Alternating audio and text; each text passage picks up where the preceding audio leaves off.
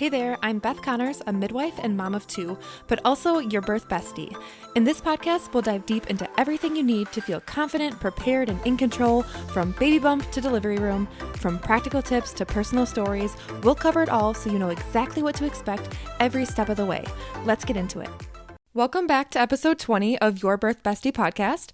Thank you so much for being here today. I am so excited to share my first guest on this podcast. Her name is Bailey, and she is the Resource Broker Program Manager at Mom's Mental Health Initiative, which is a nonprofit organization in southeastern Wisconsin. Bailey helps connect pregnant and postpartum individuals to resources, peer support, and mental health providers to help them navigate perinatal mood and anxiety disorders. And I wanted to briefly share part of my own perspective being a new mom almost 4 years ago. I had struggled with anxiety in the past, but was really good at seeming okay. I was able to manage things through my first pregnancy, despite being in graduate school as a nursing student full-time, and my husband was in graduate school also. And things were literally changing every few months with new semesters, and it was a really challenging time. But I never really thought about the mental toll of pregnancy and preparing for birth and preparing for postpartum even. For me, the anxiety that I felt in pregnancy was around the markers of each week and when things were, safe. So the first marker was 12 weeks when that miscarriage statistic drops. I thought I was going to feel better after then. And then I got to 20 weeks and I was like, if I can just get, good results on this anatomy scan, make sure my baby's okay, then I will feel better. And then that passed, and then 25 weeks is considered viable. And then at 37 weeks, you're considered full term. And I just kept going to that next thing without having appreciated how far that I've come and, have any changes in my anxiety at that point. There was always something ahead, and I was basically wishing it all away, needing to get to that next quote unquote safe milestone. I never found that safe feeling even after my daughter was born. There was just a whole new list of worries. I was really just overwhelmed by the uncertainty because, as someone who likes to plan, pregnancy and birth felt completely out of my control. Looking back, I didn't think it was affecting me as much as it actually was, and I didn't have the resources to reach out or to even know how to connect with anyone who had maybe been feeling this way too. I pretty much just suppressed these feelings and hoped for the best, thinking that this is just what comes with having a baby. But preparation really is just so important, especially when you're having a new baby, so please don't think that you have to do any of this alone. And that's also why I created my self-paced online birth course, Hands Off Hospital Birth, to give moms all of the information to feel informed and in control, know their options, release fears, communicate their wishes, and feel supported through their entire journey. I don't want you to feel overwhelmed with nowhere to turn to, so please know that I'm here for you, and so are amazing programs like Mom's Mental Health Initiative. In this episode, we'll talk about accessing support for perinatal mood and anxiety disorders, how to know when to reach out for help, tips to prepare for mental health even before your baby is here, and so much more. So let's start out with an introduction to Mom's Mental Health Initiative. Mom's Mental Health Initiative is a grassroots nonprofit organization. It was founded in 2016 by two moms who were in the sort of North Shore area of Milwaukee who had navigated really challenging postpartum depression, anxiety. These are conditions that we call perinatal mood and anxiety disorders, which we'll get into that in a minute. But they really had a really difficult time after the births of their children and realized that in the mental health space, there's just not a lot out there. There's not a lot of resources or knowledge. OBGYNs and other providers were just really not equipped to handle these type of behavioral health cases. So they started a nonprofit in 2016. And since then we've really grown and have a lot of different ways that we support this population. So my name is Bailey. I'm the Resource Broker Program Manager. Resource brokering is one of our sort of three pillars of our work. And what resource brokering is kind of the client facing participant facing part of our organization. So somebody is navigating a difficult mental health situation, they're pregnant or postpartum, and they reach out to our organization, likely they'll be talking with me, and I will help them with different resources and support. So before we get further, we should probably define what perinatal mood and anxiety disorders are. We kind of throw around this term PMAD, but not everybody knows what that means. For most people, when they think about pregnancy and postpartum, they're really thinking about postpartum depression. Everybody kind of knows what baby blues is, what postpartum depression is, but people don't realize that that there's an umbrella a term for all of these different conditions that can become apparent when you're pregnant or postpartum. So these are things like postpartum or pregnancy anxiety, OCD, and in some cases psychosis. And there are kind of other nuances or things that can kind of interact with those different conditions, but that's what we're talking about when we talk about perinatal mood and anxiety disorders.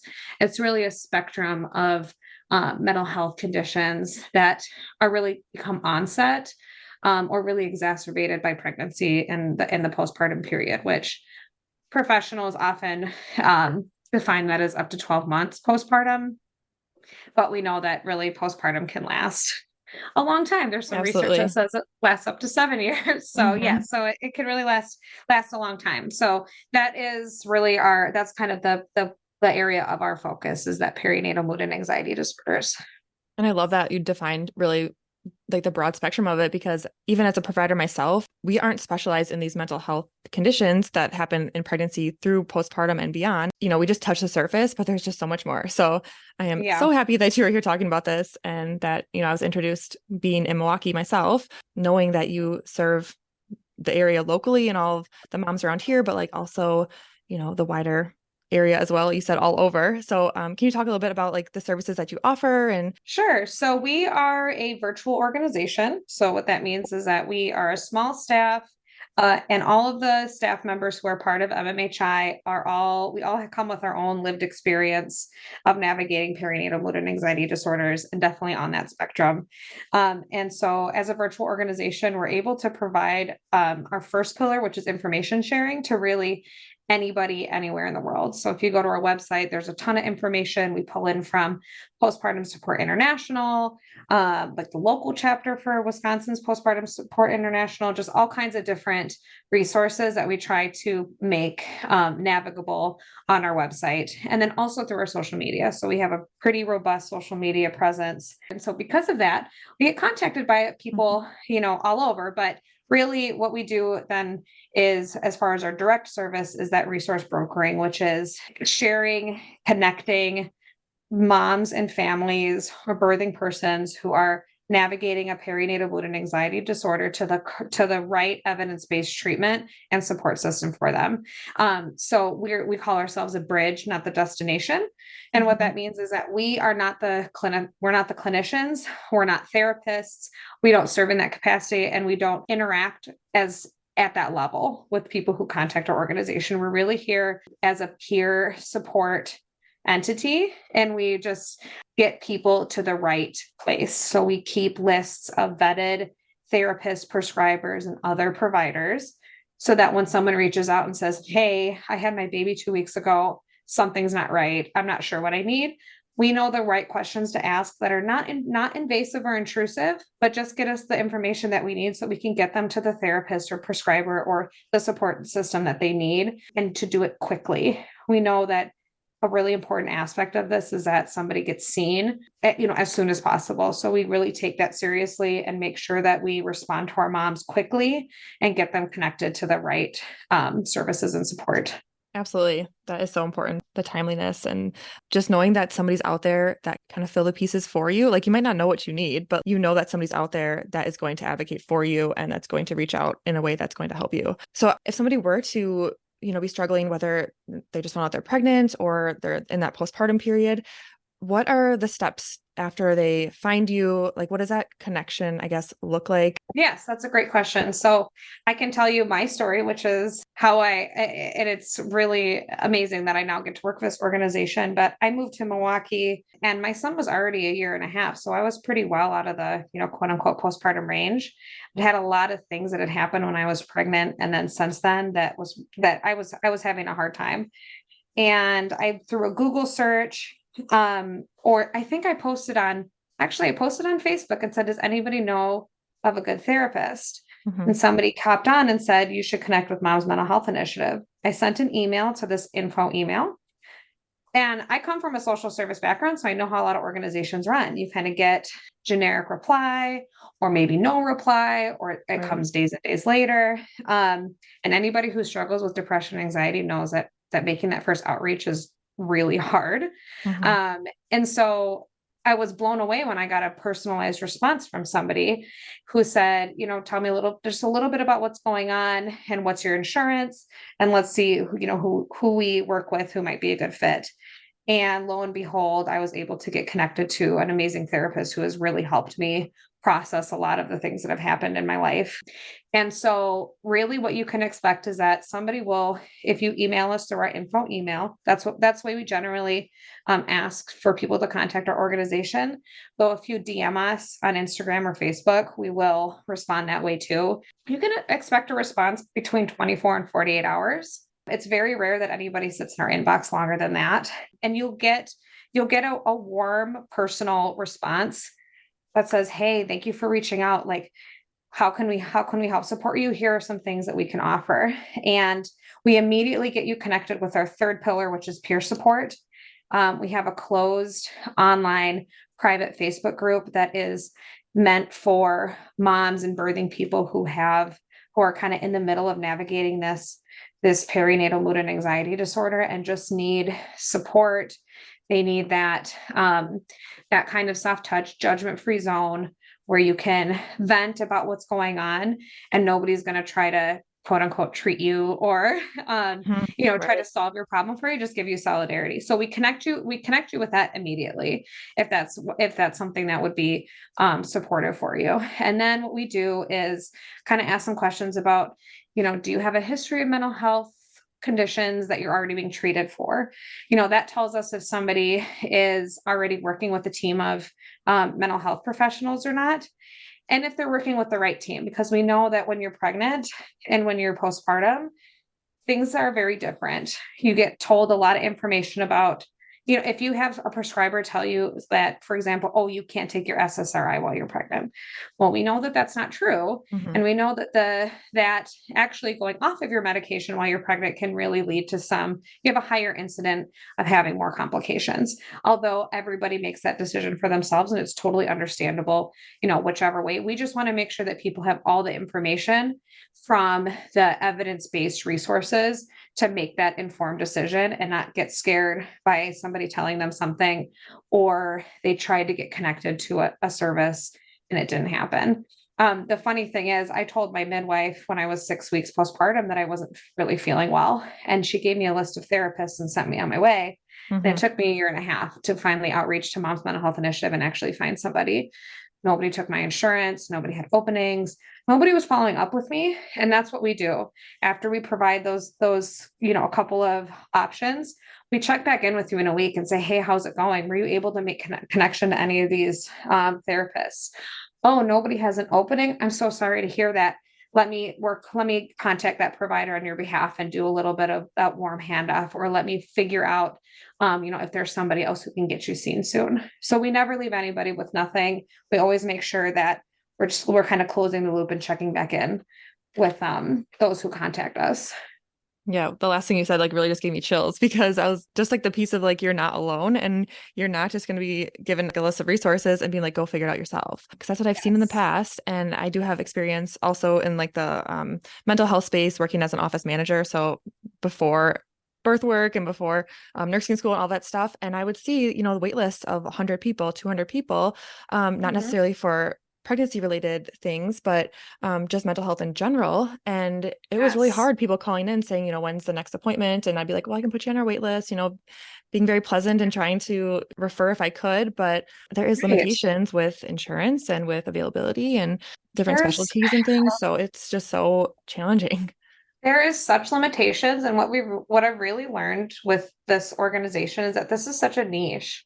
Like Yeah. there are a lot of there are, I will never say a lot because we kind of are in like a mental health provider crisis, but Hmm. there are providers out there who specialize in this particular, in the perinatal space, but they're not always connected with the patients or the participants, right? Like the OBGYNs and the other mental health professionals that may interact, or like even think about people who are accessing like WIC benefits, like people Hmm. who are pregnant and postpartum are not necessarily connected with that mental health aspect. And I think Right. that's something that we really want to talk about, is like how to know and how to prepare yourself and make sure that it's kind of part of your birth plan. It's part of your pregnancy plan. And we just know that these systems are so siloed. And yes, resources are really limited. Like most large behavioral health, social workers or anybody in that space, they don't have the capacity to follow up with every person who's contacted them. Hmm. Or even like I gave birth at a hospital with a wonderful midwife group, but nobody there was going to call me again after my 6-week appointment and be like, oh, I gave Right. you that list of therapists. Did you find somebody? Like they just don't have that capacity. And that's not their expertise or their specialty. So we really work to educate providers and help them do more screening, help them know that there are resources and support. And just like you say, every single person who contacts us or follows us on social media are going to hear the same thing, which is you're not alone. Hmm. This is not this is not your fault that you're feeling this way. It's common, but it's not normal.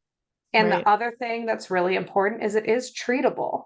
This is not something that you have to suffer with. It is treatable, just like any other condition, just like you would treat your diabetes, just like you would treat anything else. This is something that there is help for. So don't feel like you have to just suffer in silence or in isolation. Right. It's so common, but you just don't hear about it enough. So that when you do Yeah. go to your 6-week appointment and they give you that screening, like for postpartum depression, it's kind of just like, is this really postpartum depression? Or am I just tired? Hmm. Or, Hmm. am I just Gosh, yeah. overwhelmed? Like, of course, it's like you don't know what you're Right. feeling, but you're just feeling everything. And it's Right. okay to Right. still like just explore that and see like, okay, am I on the path to having postpartum depression or anxiety or another condition? Right. Or is this really, quote unquote normal? And like, it's just going to, kind of taper off as my hormones fluctuate. Because there's so much more than just the surface level, like a little bit of Mm-hmm. anxiety or like overwhelm. Like it is like hormonal and genetic. Like Mm-hmm. there's so many other components that like you can't control. Yes, yes. There are so many things. And so we do like to talk about risk factors, you can call them. Somebody can have every risk factor and develop no symptoms of anxiety, depression, OCD. Somebody can have zero risk factors or zero history and develop it during their pregnancy or postpartum. So that's the tricky part about it. But what's nice to know is that there is, again, it is treatable, and you can prepare yourself early on and prepare your support network to kind of know what to look for, and think about it just like anything else. When you educate somebody who just had a baby, like around what's normal bleeding and what's not. Right. We can kind of arm ourselves with some of this knowledge, and it doesn't have to all be about us, and it doesn't have to feel like you're carrying the whole weight of everything on yourself. Like educate your support network about that.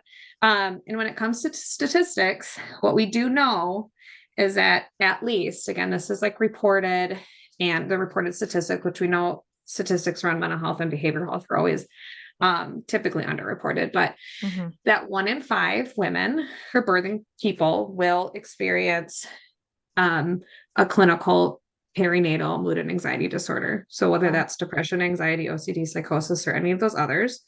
And of those 1 in 5, 75% will go without treatment. Wow. So only about 25% of women who are experiencing this, who are diagnosed, will actually receive treatment in the form of therapy or medication or a combination. So it is really, really common, but it's not something that is at this point still normalized with all kind of providers or people who interact with this population. Yeah. And I think when you said too about like educating, it's like, it's part of your birth plan, part of your pregnancy prep, like that is so important that we do think about it that way. Because when I was working in the hospital, I don't currently work in the hospital, but when I would be like giving that discharge planning information and education, I would always make sure the dad was in the room or the grandma or whatever, saying, this is things to look for. And she might say she's okay, but like, you might have like a feeling otherwise or something's different. Like she might not be able to tell something's off because she's just so exhausted, but like there are warning signs and there are resources out there to like give not only the moms, but give the support people too. Absolutely. You need a whole team of people when you have a baby. Oh my gosh, you're so right. And like I was talking to my colleague about this podcast earlier today, and I was like, it reminds me of like when you pack your hospital bag and you're like so worried about, especially if it's your first baby, you're so worried about forgetting something from your hospital bag, right? Right. When like literally you and I know that like you could walk into a hospital with nothing, and have a baby and you'll be fine. Yeah, 3.5 years ago, I didn't know that. I grabbed everything. Clothed, like they're gonna make sure that you have what you need. Right. But we're still like so concerned about that. Or we spend a lot of time like, what is the playlist we want? What is the environment that we want to create? And those are all super important. And those can really help you have like the labor and delivery that you want. But once you go home and it's just you and this little baby, there's like just a lot of different things that can happen. And like you're saying, like you have really, especially if you've never done it before, you just don't really know what you will be able to just kind of muddle through and when you really need to tag in those other resources. So some really important things to take away when preparing your mental health or your perinatal mood and anxiety disorder birth bag, whatever you want to call it. I like that. But when you're preparing yourself, one important thing is to make sure that, and this is probably important for medical stuff too, and I had never thought about this and just kind of heard it recently, but designate somebody, whether that's your spouse, your somebody who's a trusted person that can communicate with your providers on your behalf. So whatever paperwork needs to be signed or whatever needs to be in place that says, you know what, my husband can contact my therapist or my midwife or my XYZ provider and let them know that I'm not doing well and I need some help. So, and they are allowed to respond to that. So there are ways that you can do that with your providers. That's a really important thing to do. Again, like the really severe, and it's kind of like, it's like anything with labor and delivery. Like there are really horrible ways that things can go wrong. It's very rare. And the more likely thing is that everything will go pretty well. There may be some things that don't exactly go according to plan. Right. Of course. with labor and delivery and all of that. And I'm not saying that you necessarily have to prepare for the worst, but I do think that you should just be aware that someone could have to intervene, on your behalf in that way. Another really important thing is just to have some education about what these conditions are. It's not just baby blues. Like it is very normal to have that big slump after you deliver, like your hormones are absolutely crazy. But when you combine that with lack of sleep and then some of those other risk factors, like not having a good support system, having financial difficulties, having a history of mental health stuff, that can just really kind of lead to some really tough symptoms. And again, like you don't just have to struggle with them and hope that they go away. A lot of these conditions actually don't have an onset until you're like 6 or 8 months postpartum sometimes. Yeah. So just and people don't think of that, right? Like, no, I you're had past no your 6 idea. week. Yeah. No, I had no idea. And really for me, it's only in retrospect that I really see how not well I was and I had been. I am like a very high functioning person and felt like because everybody had what they needed, like it didn't matter that I was suffering on the inside. Yeah. And so going into this pregnancy, it's a lot different. Like I have a lot more of an awareness and just, have really tagged in my support systems to say like, this is harder for me this time around. I felt amazing when I was pregnant with my son. I don't feel amazing this time. Yeah. And recognizing that and knowing when to exactly seek help or just like vent, and just like when you need to talk about something instead of just bottling it up. Because I had my first baby right before the COVID lockdown, and I Oh was in yeah. nursing school at the time, and it was a very traumatic delivery. But I was released at, 6 weeks, everything's perfect. But, my pubis symphysis was separated because she was a ginormous baby. I couldn't really walk. I had to go back to nursing school Oh 11, God. 11 Yeah. days later. So I Oh, was like, jeez. I was just like an emotional wreck, but I was just like, trying to make every day, what it was going to Yeah. be, just like surviving. Um, Mm-hmm. and I was never, ever once, I reached out many times to my OB office, and not once did they say like, are you feeling okay? Like, can we give you resources to go see somebody? Or, it was never once. And I like was very open and talked about my personal life, and that I was in school, and that my husband was in school, and all of these, things that would put me at a higher risk of, developing something. And I'm sure I had postpartum anxiety, a little bit of postpartum depression, but I was never treated for it. Never just kind of suffered by myself. It was like one of Yeah. the first of my friends to have a baby. So I was like, this is Yep. just what motherhood is. Like, I'm just going to Yep. accept it. And it was, Yep. yeah, it was very challenging. So knowing that resources like this are around, and that people are going to actually listen to you and respond to you, and like make sure, Yes. check in on you. Like, that's all I would love to have. Right. Like, that sounds Yes. amazing. Yes. Like that's why we really harp with our providers on the importance of screening. Hmm. So there are so many ways to screen, and a lot of people don't even, and this is the other thing, and to screen well. Yeah. Like I've been given a postpartum depression inventory as a one piece of paper and a stack of 20 that I'm just like sitting in a waiting room filling out, Yeah. and not really knowing what I'm filling out, or like what they're doing with that information. Right. And and so in that situation, like, I guess it's better than nothing, but it's really not having that conversation. And so we really want to empower people to not be afraid to ask questions and have that conversation. I think providers get scared, like, if we ask, like, what are we going to do? Hmm. What if she says she's suicidal? Like, we don't know how to handle that. Yeah. Like, it's okay. We have protocols in place. We have ways that we can manage this and mitigate this. And then it's always better to ask. It's always better, especially with perinatal mood and anxiety disorders. Like, it's so important that somebody get help sooner rather than later. It can just complicate things down the line, and can just really exacerbate additional pregnancies after that. Like, there are some people who don't feel like they can do it again.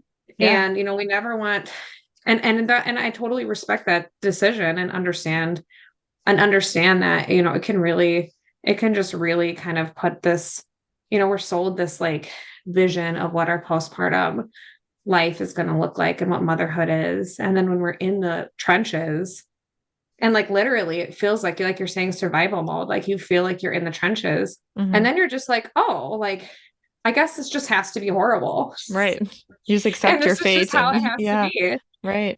But the problem is sometimes it like doesn't end. Hmm. It's great. Sometimes you kind of get out of it and it takes a little while and you feel like you're coming out of a haze and you're like, oh, okay, like now I can kind of hit my stride. But, sometimes that haze just doesn't lift. And that's what we're really here for. And then you like kind of normalize it as your new normal. And then Oh, it's just, yes, yeah. I know. Yep. Yeah.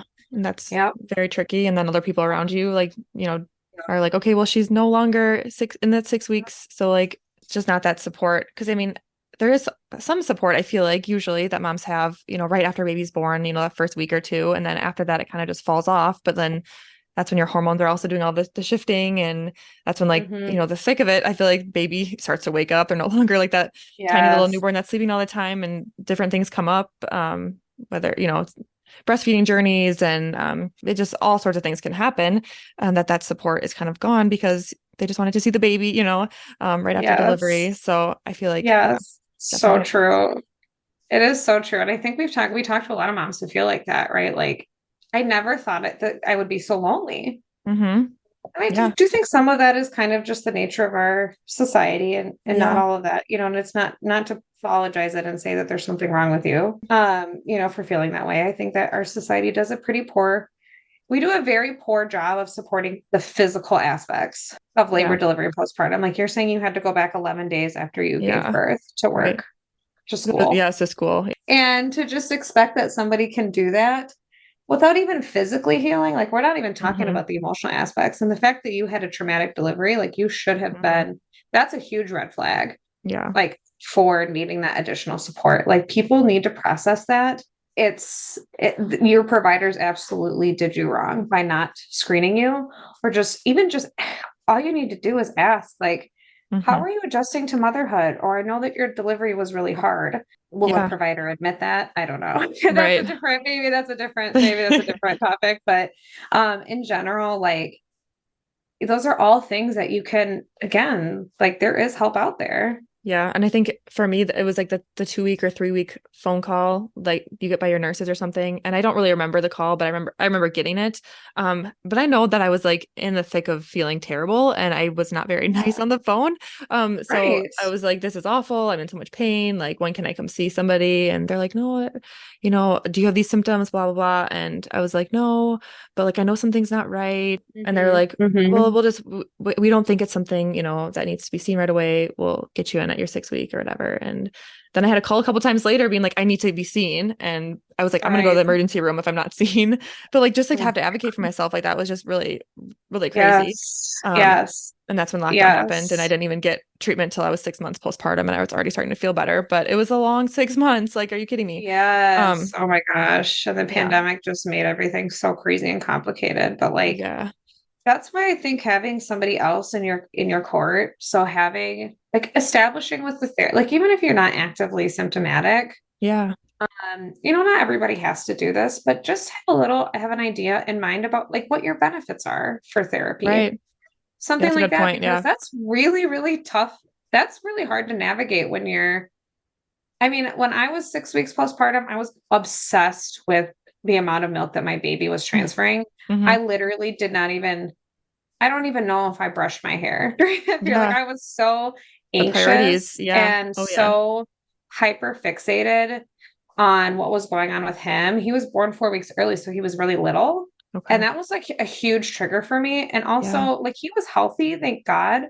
But not having that 4 weeks, that extra 4 weeks, like, I really, really mourned that. Like, that is something that, again, thank God he was healthy and in my delivery, went pretty smoothly. But not having that last month to like enjoy him being in safe Right. inside me, where I knew that he was getting fat and getting Mm-hmm. happy. Mm-hmm. I had a really, really hard time with that. But I didn't realize that was why I was every time I told him when he was born, I was like bawling, but I couldn't really put my finger on why, because he was Right. here and he was happy and healthy, and he was just really small. So I had a really Yeah. hard time like obsessing about his feeding and about all of that, and just never letting anyone wanting to help me, but besides lactation consultant after lactation Mm-hmm. consultant. And nobody in the lactation consultants didn't really ask me how I was feeling either. Yeah. Like, if anything, the ones that I saw, and of course now I know better how to vet them, Right. but kind of made me feel like it was my fault, or like I Right. wasn't trying hard enough. Yeah, that was my Um, experience as well with yeah. everyone that I saw. Yeah. It was like we at every Yes. every checkpoint we need somebody to be like, "Are you okay? How can we support you?" Oh my God, Every single step of yes. the way. That's snaps for that. That's how we feel. Yeah. Like, we feel like you're at Mom's Mental Health Initiative. We think every provider anybody who's interacting with this population, it's a super vulnerable and sensitive time. Yeah. So like, hey, instead of telling moms like, oh, your baby only transferred 30 mLs, like you might need to do this, you might need to do that. Like, have you considered all of these options? Like, Mm-hmm. wow, that must be really hard. Like, how are you feeling about this? How are you adjusting? How have you been sleeping? Yeah. What does your support system look like? And so just having a multitude of places that you can get support. And it's also about when you after you have your baby, like not feeling like everything is on you. So Mm-hmm. part of your kind of mental health plan can be those things, like make sure that you have somebody to walk your dog. Yeah. Like, I know for me, I felt so guilty because my dogs would like stare at me and then stare at this little baby, and they were Yeah. like, What happened? we Yeah. used to do fun things, and I like know. now like what are you, who are Right. you if not like you're doing the bare minimum. So having like this time going around, like I'm gonna make sure that we have somebody to come and walk our dogs every day, and Mm-hmm. it doesn't have to be me or my husband when we want to be focusing on our toddler and our newborn. Yeah. That's really good And advice. Yeah, just and think of other the meals, ways to be just supportive. other things to take things off of your plate, and just Mm-hmm. be okay if it's not done exactly the way like when it Yeah. comes to meals, just whatever somebody can do, just accept the help. we Yeah. we had our baby during COVID, and I was so worried about accepting help and really just isolated myself. And like in retrospect, that was a huge mistake. And I understand there's a lot of other reasons why, like we were so scared of him getting sick and all of that. But I definitely could have been like, Mom, make me some more chili. Like, and she would have been happy to come and drive it down for me and just things like that. And if you're a friend of somebody who's about to have a baby, like to your point, when the baby starts waking up and things start getting kind of real around like 4 or 5 months, and they're not sleeping through the night, and everything that you thought you knew about your baby is now completely different. That's a really good time to check in on our friends and be like, dude, how are you? Like, I've heard, even if you don't have a kid, like, I know that this can be really crazy. Like, I'm going to come bring you, don't ask. Yeah. Right. Just don't say, ask. I'm going to come bring you breakfast. Do you want McDonald's or do you want Chick-fil-A? You know what I mean? Like, just know that it doesn't really end just because you're out of that initial, like just because you stopped bleeding, like everybody thinks like that's like, okay, you're good now, you can exercise, you can have sex, you're not bleeding, you must be like you're out of the thick of it, like oh no, that's when life starts getting real again. You start going back to work, all the other responsibilities are there. So just check in with your birthing friends and just know that like around 4 or 5 months sometimes we're not okay.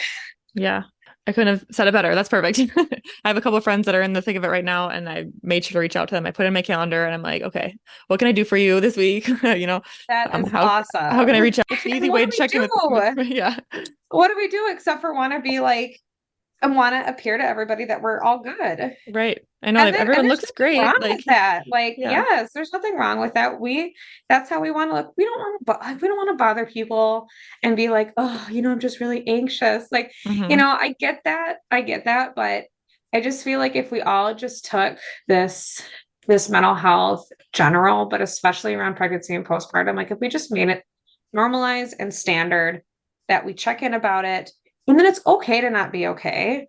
Yeah. And that it's not going to be like this forever. That's perfect. Well, I really appreciate your time. I think this is a really great place for us to stop. I mean, unless you have any remarks to end with. Again, like if you're pregnant and I will just say that like during my first trimester, I didn't feel nauseous. I felt like, and thank goodness I'm kind of coming out of it, but like I felt like there was a giant doom cloud over me everywhere that I went. I just felt so anxious and sick. And that's actually can be kind of hormonal too. Like that is a big part of that influx. So, but it's okay to just get the information and just know what your options are and know like at what point you need to do something about it. Whatever you decide is okay. We just want everyone to know that they're not alone. The resources and support are out there. And just reach out to us, get connected with us on social media. You will find messaging on there that will really resonate with you. And if you're supporting somebody who's about to have a baby, like just check in with them, ask them how they're feeling. If you're a provider, it is part of your responsibility to make sure that their mental health is okay. And you don't have to treat them, but you do have to have a responsibility to make sure that it is part of their healthcare plan. So again, like we don't need to belabor all of that, but just know there is help out there, and we're really here for you. Thank you so much for listening to this episode of Your Birth Bestie podcast.